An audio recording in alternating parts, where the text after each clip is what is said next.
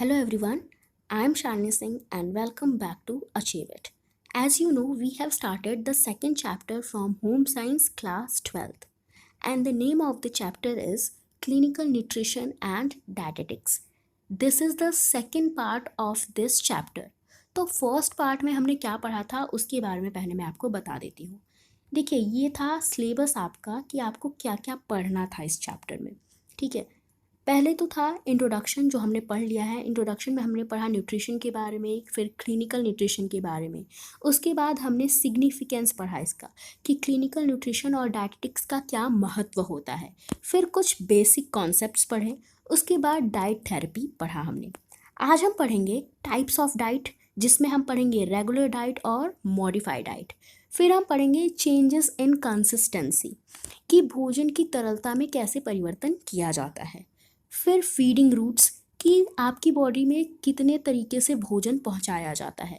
फिर पढ़ेंगे हम प्रिवेंशन ऑफ क्रॉनिक डिजीज। फिर हम पढ़ेंगे प्रिपेयरिंग फॉर करियर कि इस फील्ड में आप करियर कैसे बना सकते हो और उसके स्कोप क्या क्या होंगे। ठीक है, तो स्टार्ट करते हैं चैप्टर को। यहाँ पे कुछ बेसिक टर्म्स दी गई हैं जो क्लिनिकल न्यूट्रिशनिस्ट और डाइटिशियंस द्वारा यूज़ की जाती हैं। तो सबसे पहली जो टर्म है वो है टाइप ऑफ डाइट्स कि कितने टाइप की हमारी डाइट होती है। ये अभी मैंने दिखाया आपको आपके सिलेबस पे। ठीक है, तो दो टाइप की डाइट्स होती हैं, स्टैंडर्ड या रेगुलर डाइट और एक मॉडिफाइड डाइट। तो सबसे पहले स्टैंडर्ड डाइट को देखते हैं। A standard diet or regular diet is one that includes all groups of food and meets the needs of healthy individuals. जो हम लोग डेली खाते हैं, जैसे ऐसा व्यक्ति जिसे कोई भी रोग ना हो, जो एकदम पूर्ण रूप से स्वस्थ हो, तो वो जो खाना रेगुलरली खाता है उसको स्टैंडर्ड डाइट बोलते हैं। ठीक है, एक मानव का नियमित आहार वह आहार होता है जो सभी प्रकार के भोजनों को सम्मिलित करता है और स्वस्थ व्यक्तियों की आवश्यकताओं की पूर्ति करता है।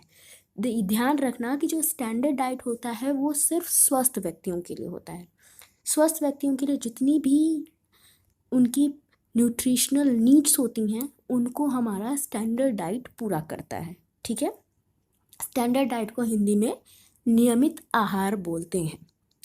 अब सेकेंड है मॉडिफाइड डाइट।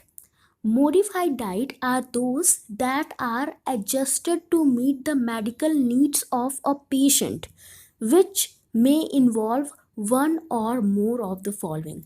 अब एक ध्यान देना, ये जो मॉडिफाइड डाइट्स होती है ना, ये नॉर्मल स्वस्थ लोगों के लिए नहीं होती, ये पेशेंट्स के लिए होती है।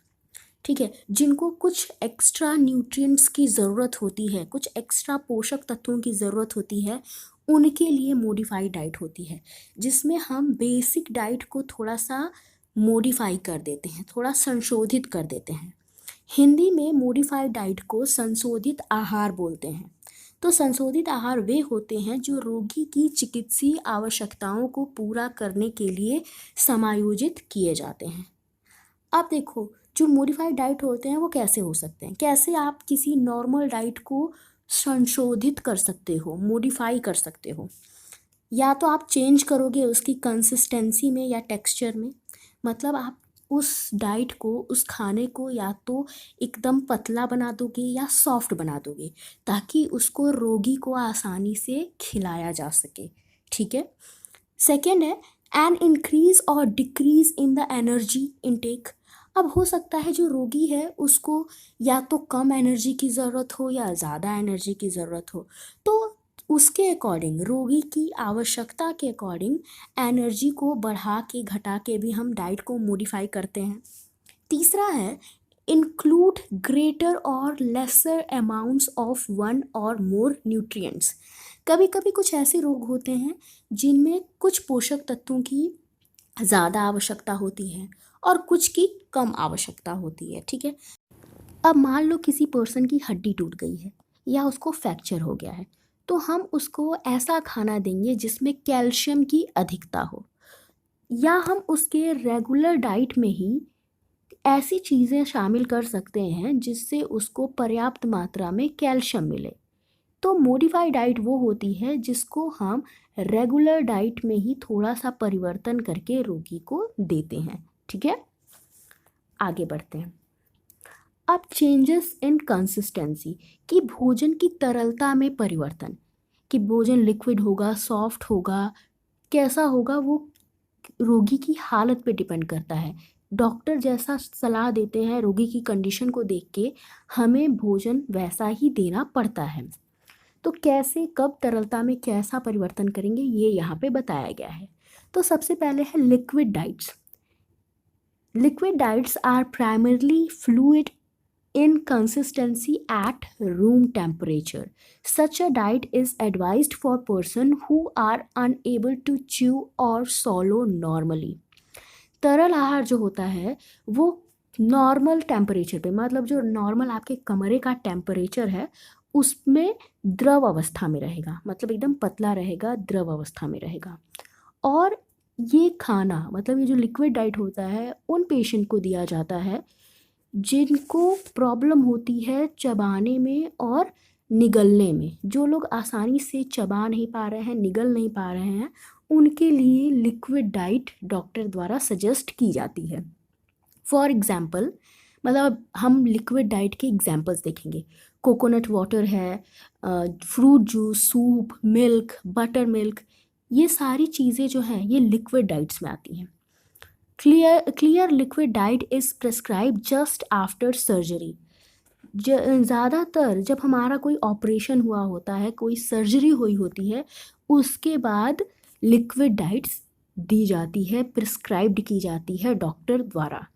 However, the limitation is that it is not easy to meet the nutritional requirement of the person completely. देखो, लिक्विड डाइट अच्छी है लेकिन इसकी भी कुछ लिमिटेशन है, इसकी भी कुछ सीमा होती है। आप सिर्फ पेशेंट को लिक्विड डाइट पे ही ज़्यादा दिन तक नहीं रख सकते। क्यों नहीं रख सकते? क्योंकि लिक्विड डाइट से सारा पोषण आवश्यकता जो है वो पूरी नहीं होती। व्यक्ति के बॉडी में विभिन्न पोषक तत्वों की आवश्यकता होती है जिसको हम खाली लिक्विड डाइट से पूरा नहीं कर सकते। इसीलिए किसी भी पेशेंट को बहुत ज़्यादा टाइम तक लिक्विड डाइट पे नहीं रखा जा सकता। ठीक है, आगे बढ़ते हैं। अब सेकेंड टाइप है सॉफ्ट डाइट। ठीक है, soft diets provide soft but solid foods that are lightly seasoned, do not contain much fibrous or gas forming foods. Such diets are easy to chew and digest. Example of foods included in soft diets are khichdi, sagu kheer, etc. Foods included should minimize the risk of indigestion, abdominal distension, nausea, cramping, or any other gastrointestinal problems. जो हमारा नरम आहार होता है ना, वो बहुत ज़्यादा नरम भी नहीं होता और बहुत ज़्यादा ठोस भी नहीं होता। इसमें ठोस पदार्थों को हल्का सा पकाया जाता है। इसमें अधिक फाइब्रस फूड नहीं होते, मतलब अधिक रेशेदार फूड नहीं होते, ऐसे फूड नहीं होते जिनसे गैस बनती हो। इन आहारों को चबाना और पचाना दोनों बहुत ही आसान होता है। और इसमें खिचड़ी, दलिया, साबूदाने की खीर को सम्मिलित किया जाता है। ये जो खाना होता है इसकी वजह से जो अपाचन होता है, इंडाइजेशन, ठीक है, पाचन संबंधी जो प्रॉब्लम्स आती हैं वो ख़त्म हो जाती है। उनको ऐसा खाना थोड़ा सा कम कर लेता है उन प्रॉब्लम्स को, और पेट फूलने की प्रॉब्लम्स को कम कर देता है। उबकाई आती है यानी कि नौसिया जो होता है उसको भी कम कर देता है। इसके अलावा जितनी भी आपके पेट से रिलेटेड, आपके इंस्टेटाइन से रिलेटेड प्रॉब्लम होती हैं, ठीक है, गैस्ट्रो इंटेस्टाइनल प्रॉब्लम जो भी आपकी होती हैं वो सारी इस फूड से कम हो जाती हैं। ठीक है, क्योंकि ये फूड बहुत आसानी से पच जाता है। ठीक है, नेक्स्ट है mechanical soft diet. There are certain modification we make even for normal adults in the older age group. This is called mechanical soft diet which includes soft, mashed and pured foods for the elderly with problems in chewing. देखो, जो mechanical soft diet होता है यानी जो तैयार मृदु आहार होता है, ये किसके लिए होता है? ये बूढ़े लोगों के लिए होता है जिनको पाचन से संबंधित कोई प्रॉब्लम नहीं है, जिनको कोई रोग भी नहीं है, उनकी हेल्थ एकदम नॉर्मल है। मगर वो चबा नहीं पाते क्योंकि उनके दांत उतने स्ट्रांग नहीं हैं। तो ऐसे लोगों को, ऐसे बूढ़े लोगों को हम मैकेनिकल सॉफ्ट डाइट देते हैं, जिसमें क्या किया जाता है, फूड को थोड़ा सॉफ्ट कर दिया जाता है या उसको थोड़ा कुचल दिया जाता है, मैश कर दिया जाता है। ठीक है। इसमें देखो, आपने देखा कि प्योरेड फूड को दिया जाता है। प्योरेड फूड क्या होते हैं, जैसे कि आप टमाटर की प्योरी बनाते हो, उसमें क्या करते हैं, एकदम सूप से थोड़ा ये गाढ़ा होता है। ठीक है।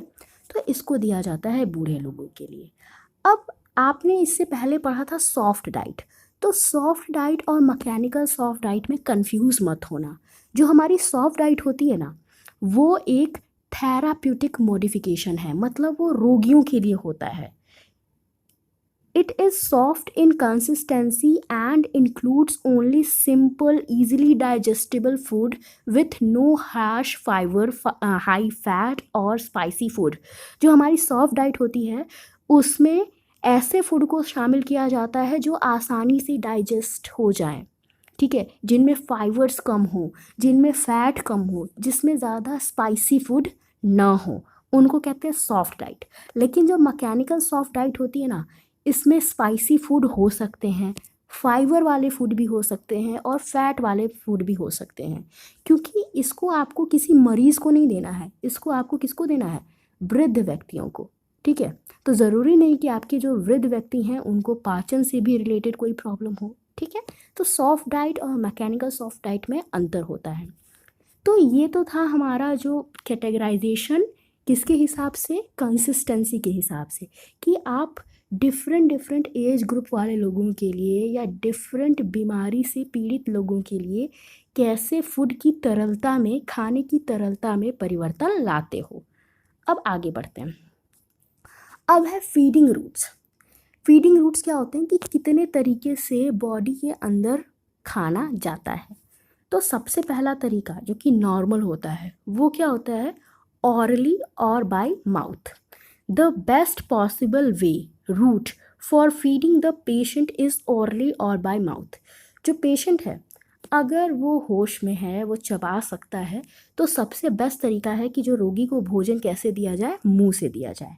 लेकिन कुछ पेशेंट्स ऐसे भी होते हैं जो कि चबा नहीं पाते, ठीक है, जो बेहोश होते हैं। तो उनके लिए क्या होते हैं, उनके लिए दो तरीके होते हैं। ठीक है। कौन कौन से, ट्यूब फीडिंग और इंट्रावेनस फीडिंग। ट्यूब फीडिंग आपको पता है कि क्या किया जाता है, आपके मुंह में एक नली लगा दी जाती है, पाइप लगा दी जाती है और उसके थ्रू खाना थोड़ा सा तरल करके लिक्विड फॉर्म में आपकी बॉडी में पहुंचाया जाता है। ठीक है। लेकिन जो इंट्रावेनस फीडिंग होती है, इसमें क्या किया जाता है, इसमें आपकी नसों में पाइप लगाई जाती है और पोषण जो है वो आपकी नसों के थ्रू आपकी बॉडी में पहुंचाया जाता है। ठीक है। देखो, ट्यूब फीडिंग तब होती है जब आप सिर्फ खाने को ले नहीं पा रहे हो, निगल नहीं पा रहे हो, लेकिन आपका डाइजेशन सिस्टम जो है, जो आपका डाइजेस्टिव सिस्टम है, वो बहुत ही अच्छा है, आप पचा पा रहे हो इजीली। आप चीज़ों को, खाने को, सॉरी चीज़ों को नहीं, खाने को पचा पा रहे हो, तब ट्यूब फीडिंग होती है। ठीक है। लेकिन इंट्रावेनस तब होती है जब आप निगल भी नहीं पा रहे हो और चीज़ों को पचा भी नहीं पा रहे हो। ठीक है। उस समय क्या होती है, इंट्रावेनस फीडिंग, कि सीधा आपकी नसों में, आपके जो भी ऐसे अंग जहाँ पे पोषण की ज़रूरत है, सीधा वहाँ पे पोषण को पहुँचाया जा सके। ठीक है। तो ये डिफरेंस होता है आपके ट्यूब फीडिंग में और इंट्रावेनस फीडिंग में। ये दोनों फीडिंग उस समय दी जाती है जब रोगी क्या हो, अनकॉन्शियस हो, रोगी बेहोश हो। ठीक है। आई होप आपको इतना समझ में आया होगा। ठीक है। ट्यूब फीडिंग तब होती है जब आप खाना खा नहीं पा रहे हो लेकिन पचा ले रहे हो। ठीक है, आपका डाइजेस्टिव सिस्टम काम कर रहा है। लेकिन इंट्रावेनस तब होती है जब आप खाना खा भी नहीं पा रहे हो और पचा भी नहीं पा रहे हो। ठीक है। आगे बढ़ते हैं। अब है प्रिवेंशन ऑफ क्रॉनिक डिजीजेस। अब जो हमारा क्लिनिकल न्यूट्रिशन है वो कैसे क्रॉनिक डिजीजेस से हमें बचा सकता है। क्रॉनिक डिजीज़ मैंने आपको बताया था, चीरकालिक रोग, मतलब ऐसे रोग जो बहुत ज़्यादा समय तक रहते हैं, जैसे डायबिटीज़, ब्लड प्रेशर, ये सारे हो गए, ठीक है।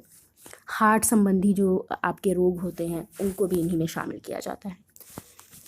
तो पहला है beside being important for persons with disease, diet and good nutrition as well as a healthy lifestyle can control and delay the age of onset of chronic disease।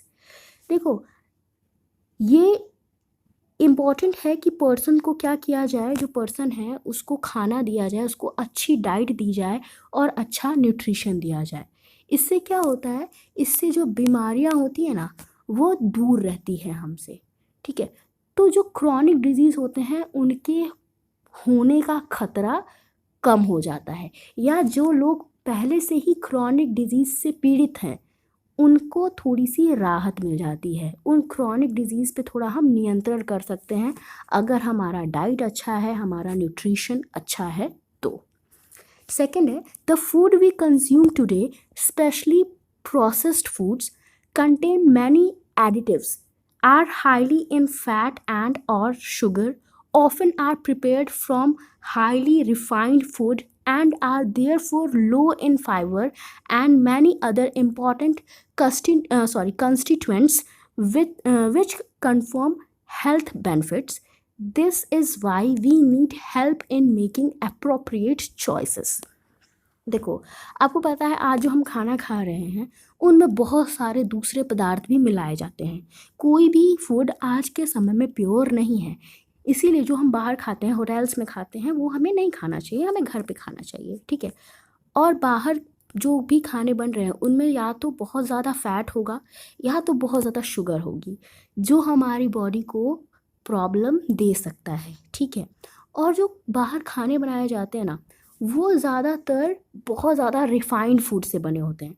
Refined food यानी कि जो बहुत ज़्यादा नेचुरल नहीं होते हैं, ठीक है।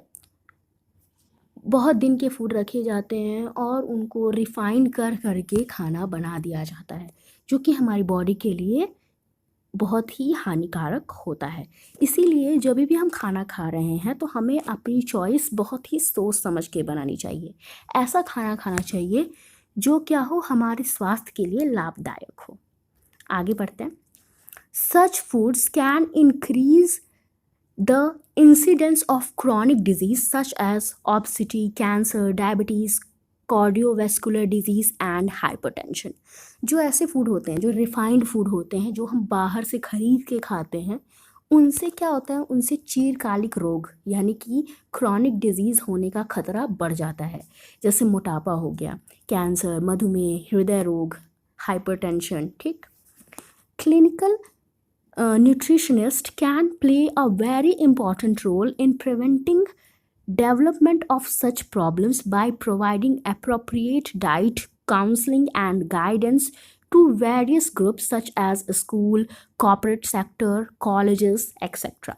जो हमारा क्लिनिकल न्यूट्रिशनिस्ट होता है यानी कि जो हमारा डाइटिशियन होता है वो इन बीमारियों को फैलने से रोकने में बहुत ही महत्वपूर्ण भूमिका निभाता है, क्योंकि हमारा डाइटिशियन ही हमें काउंसलिंग करता है, हमें काउंसिल करता है, मतलब हमारे लिए विभिन्न तरह की हमें एडवाइस देता है, ठीक है।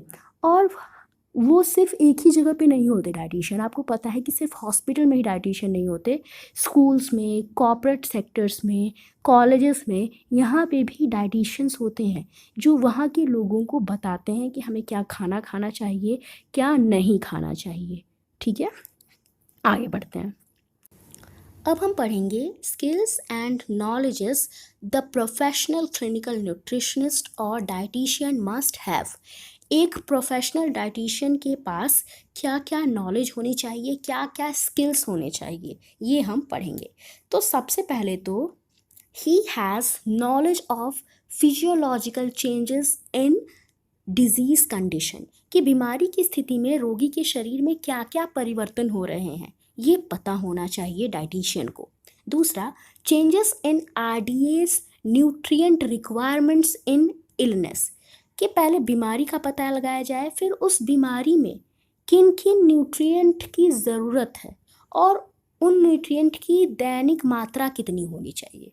कि मान लो आयरन की ज़रूरत है किसी पेशेंट की बॉडी में, तो डेली उसको कितना आयरन लेना चाहिए ये पता होना चाहिए डाइटिशियन को, तभी तो वो पेशेंट को बताएगा। तीसरा है types of dietary modifications required traditional and ethnic cuisines। अब रोगी के कल्चर का भी डाइटिशियन को पता होना चाहिए, उसे पता होना चाहिए कि रोगी नॉनवेज खाता है या वेजिटेरियन है, क्या है रोगी, कैसा खाना खाता है, तो उसके अकॉर्डिंग उस टाइप की डाइट में मॉडिफिकेशन करना चाहिए, मतलब डाइट में वैसा ही बदलाव करना चाहिए जैसा रोगी पसंद करता हो, ठीक है, जैसा मतलब रोगी को सूट करता हो। उसके बाद है skills in assessing nutritional status of patients using clinical and biochemical criteria। नैदानिक और जैव रासायनिक मापदंडों का प्रयोग करके रोगी की आहारी दशा का पता लगाना। डाइटिशियन को रोगी के न्यूट्रिशनल स्टेटस का पता होना चाहिए कि रोगी की बॉडी में किन न्यूट्रिएंट्स की कमी है, किन न्यूट्रिएंट्स की अधिकता है, और इसके लिए डाइटिशियन को डिफरेंट मशीन्स का, मापदंडों का यूज़ करना आना चाहिए जिससे वो रोगी की न्यूट्रिशनल स्टेटस का पता लगा सके, ठीक है। आगे बढ़ते हैं। फिफ्थ है diet planning customized to requirement of individual patients and specific disease conditions। रोगी की व्यक्तिगत आवश्यकता और विशिष्ट रोग परिस्थितियों में आवश्यकता के अनुरूप आहार योजना बनाना। अब एक बार जब डाइटिशियन को समझ में आ गया कि रोगी के अंदर क्या क्या चीज़ों की कमी है, क्या क्या न्यूट्रिएंट्स की कमी है, तब उसके अकॉर्डिंग ही डाइटिशियन को रोगी के लिए आहार योजना बनानी चाहिए। साथ ही साथ उसको रोगी की पसंद और नापसंद का भी ध्यान रखना चाहिए, ठीक है। 6 है कम्युनिकेशन फॉर डाइट काउंसलिंग। अब डाइटिशियन को बातचीत करना भी आना चाहिए, उसको रोगी को ये भी बताना ज़रूरी है कि जो ये डाइट बनाई गई है इसको टाइम टू टाइम आपको लेना है। तो कैसे रोगी को सलाह देनी है, क्या करना है, कैसे रोगी को कन्विंस करना है कि वो प्रिस्क्राइब्ड डाइट को यूज़ करे, तो इसके लिए भी कम्युनिकेशन स्किल होनी चाहिए एक डाइटिशियन के अंदर। 7th है adopting to cultural environment food myths. अब देखो रोगी का जो सांस्कृतिक वातावरण होता है उसको अपनाना भी चाहिए डाइटिशियन को, कि अब ऐसा है कि अगर कोई रोगी नॉन वेज नहीं खाता तो डाइटिशियन को ये बात समझनी चाहिए, उसको फोर्स नहीं करना चाहिए कि नहीं आप नॉन वेज खाइए, ठीक है। और कुछ फूड मिथ्स होते हैं, जैसे कुछ भोजन संबंधी मिथ्याएं होती हैं जो ऐसे ही लोगों द्वारा फैला दी जाती हैं जो सही नहीं होती है, उनके बारे में भी लोगों को बताना पड़ता है। आप चाहो तो रोगी को कन्विंस भी कर सकते हो कि अगर वो नॉनवेज नहीं खाता है तो वो खाने लगे, ये भी हो सकता है। लेकिन अगर फिर भी रोगी नहीं मान रहा है नॉनवेज खाने के लिए, तब आप उसे मजबूर नहीं करेंगे, आप उसके इस कल्चरल इन्वायरमेंट को ध्यान में रखेंगे, ठीक है। 8th है knowledge both theoretical and practical of the subject areas of nutrition, food science, food composition, clinical nutrition and dietetics। अब जो है डाइटिशियन को अपने सब्जेक्ट की पूरी नॉलेज होनी चाहिए, उसको न्यूट्रिशन के बारे में पता होना चाहिए, फूड साइंस के बारे में पता होना चाहिए, फूड कैसे बना है ये पता होना चाहिए। तो सबका थियोरी भी पता होनी चाहिए, सबकी प्रैक्टिकल नॉलेज भी होनी चाहिए डाइटिशियन को, ठीक है। फिर 9th है knowledge and understanding of the basic biological and physical sciences including chemistry, biology, physiology, biochemistry. अब न्यूट्रिशन और फूड के अलावा भी डाइटिशियन को थोड़ी मोड़ी केमिस्ट्री भी आनी चाहिए, बायोलॉजी भी आनी चाहिए, फिजियोलॉजी भी आनी चाहिए और बायोकेमिस्ट्री भी आनी चाहिए, ताकि वो पता कर सके कि डिफरेंट फूड में कौन कौन से न्यूट्रिएंट्स हैं या जो फूड बना है उसका कंपोजिशन कैसा है, ठीक है। आगे बढ़ते हैं। 10th है knowledge of food microbiology and safety, food quality and assurance, food laws and regulations. Dietitian को खाद्य सूक्ष्म जैविकी तथा सुरक्षा, खाद्य गुणवत्ता और आश्वासन, खाद्य कानूनों नियमों का, इन सब का भी पता होना चाहिए, ठीक है। A dietitian requires knowledge of psychology, sociology, education and counseling in order to become a good diet counselor. एक डाइटिशियन जो होता है वो डाइट काउंसलर भी होता है, तो उसको ह्यूमन साइकोलॉजी भी पता होनी चाहिए, ठीक है, कि कोई रोगी है तो वो कैसा सोचता है। सोशियोलॉजी भी थोड़ी सी पता होनी चाहिए कि हमारा समाज कैसा है। एजुकेशन के बारे में, शिक्षा शास्त्र के भी बारे में पता होना चाहिए, ताकि डाइटिशियन अच्छी तरह से सलाह दे पाए अपने पेशेंट को, ठीक है। तो ये तो थी क्वालिटीज़ कि एक डाइटिशियन के अंदर ये कुछ बेसिक क्वालिटीज़ तो होनी ही चाहिए। अब आगे बढ़ते हैं। अब आप देखोगे कि आप इस फील्ड में, क्लिनिकल न्यूट्रिशन के फील्ड में करियर कैसे बना सकते हो।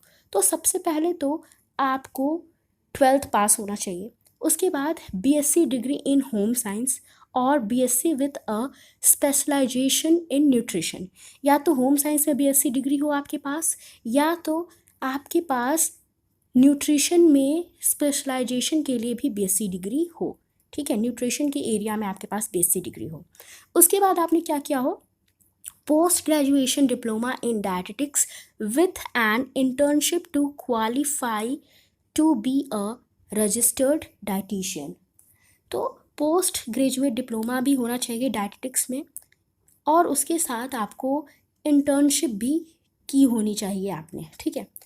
उसके बाद अगला क्या होता है, आपको 12th पास होना चाहिए, बीएससी डिग्री होनी चाहिए होम साइंस में, लाइफ साइंस में, बायोकेमिस्ट्री में, माइक्रोबायोलॉजी और बायोटेक्नोलॉजी। मतलब सब में नहीं, इन सब में से किसी एक में, मतलब या तो होम साइंस में हो, लाइफ साइंस में हो, बायोकेमिस्ट्री में हो, माइक्रोबायोलॉजी या बायोटेक्नोलॉजी, ठीक है। उसके बाद पोस्ट ग्रेजुएशन होना चाहिए, पोस्ट ग्रेजुएशन डिप्लोमा आपने किया होना चाहिए, या आपके पास एमएससी डिग्री होनी चाहिए फूड साइंस एंड न्यूट्रिशन में, या फिर एमएससी डिग्री होनी चाहिए डाइटेटिक्स में, ठीक है। तो ऐसे आप एक डाइटिशियन बन सकते हो, एक क्लिनिकल न्यूट्रिशनिस्ट बन सकते हो। आगे बढ़ते हैं। अब है स्कोप क्या क्या है, ठीक है, एक डाइटिशियन आप बन जाते हो तो आपके लिए क्या क्या। तो फर्स्ट स्कोप है dietitian with consultants, physicians in health clubs और जिम्नेजियम। जो डाइटिशियन होता है वो डॉक्टर्स के साथ भी काम कर सकता है, और हेल्थ क्लब्स में भी वो लोगों को डाइट प्रिस्क्राइब कर सकता है, और जिम में भी वो लोगों के लिए डाइट प्रिस्क्राइब कर सकता है, ठीक है। उसके बाद dietitian in catering services for hospitals, schools, industrial canteens etcetera. एक डाइटिशियन केटरिंग सर्विस भी प्रोवाइड कर सकता है हॉस्पिटल्स को, स्कूल्स को, इंडस्ट्रीज की कैंटीन्स में भी, ठीक है। फिर है entrepreneurs who develop and supply speciality foods for specific health purposes. Business की तरह भी डाइटिशियन अपना काम कर सकता है। वो क्या कर सकता है, फूड सप्लाई कर सकता है, कुछ स्पेशल फूड स्पेशल नीड वाले लोगों के लिए, कुछ ऐसे लोग जिनको स्पेशल फूड्स की ज़रूरत होती है, तो लोगों की स्पेशल नीड के अकॉर्डिंग, उनकी आवश्यकता के अकॉर्डिंग फूड सप्लाई कर सकता है और इसको अपना बिजनेस बना सकता है, ठीक है। फिर है टीचिंग एंड एकेडमिक्स। डाइटिशियन का कोर्स करने के बाद आप टीचिंग फील्ड में भी जा सकते हो, ठीक है। रिसर्च इंक्लूडिंग क्लिनिकल रिसर्च, आप रिसर्च भी कर सकते हो, पीएचडी वगैरह भी कर सकते हो, और क्लिनिकल रिसर्च भी कर सकते हो। फिर है न्यूट्रिशन मार्केटिंग। देखो ये क्या होता है, आप देखते हो, आप जब भी कोई खाने वाली चीज़ खरीदते हो, पैकेट खरीदते हो या डिब्बे में खरीदते हो, उसके पीछे जो उसमें इंग्रेडिएंट डाले गए होते हैं उनके बारे में लिखा गया होता है, और ये भी बताया गया होता है कि इस फूड में कौन सा इंग्रेडिएंट किस मात्रा में है, और उससे आपको किस टाइप का न्यूट्रिएंट मिलेगा। तो उसको कहते हैं न्यूट्रिशनल मार्केटिंग, ठीक है। उसमें क्या हो जाता है, न्यूट्रिशन के बारे में बताया जाता है प्रोडक्ट पे, ताकि उनकी मार्केटिंग की जाए। लोग कभी कभी उन इंग्रेडिएंट्स को देख के भी चीज़ें खरीद लेते हैं, ठीक है। उसके बाद है टेक्निकल राइटिंग। टेक्निकल राइटिंग के थ्रू आप अपनी बात को कम समय में ज़्यादातर लोगों तक पहुंचा सकते हो, ज़्यादातर लोगों को अवेयर कर सकते हो डिफरेंट न्यूट्रिएंट्स के बारे में, डिफरेंट बीमारियों के बारे में। ठीक है, तो आई होप आपको स्कोप समझ में आए होंगे कि एक डाइटिशियन के लिए क्या क्या स्कोप्स हैं। ठीक है, तो यहाँ पे आपका ये चैप्टर कंप्लीट होता है। हमने आपकी होम साइंस का सेकंड चैप्टर भी कंप्लीट कर लिया है। अगर आपको कोई भी डाउट हो तो आप कमेंट सेक्शन के थ्रू मुझसे पूछ सकते हैं। वीडियो अच्छा लगा हो तो लाइक कर देना, चैनल को सब्सक्राइब कर देना। Thank you for watching.